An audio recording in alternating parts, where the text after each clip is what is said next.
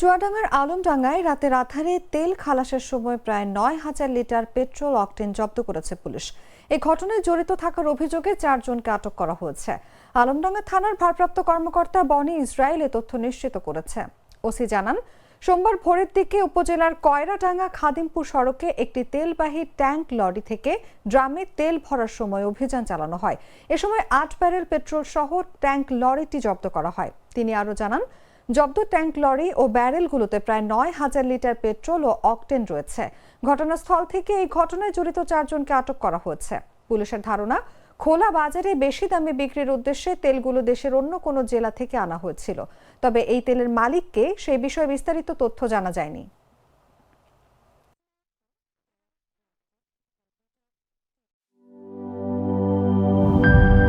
Shea butter ও vitamin E সমৃদ্ধ lily beauty soap, তারুণ্যময় উজ্জ্বল ত্বকের জন্য।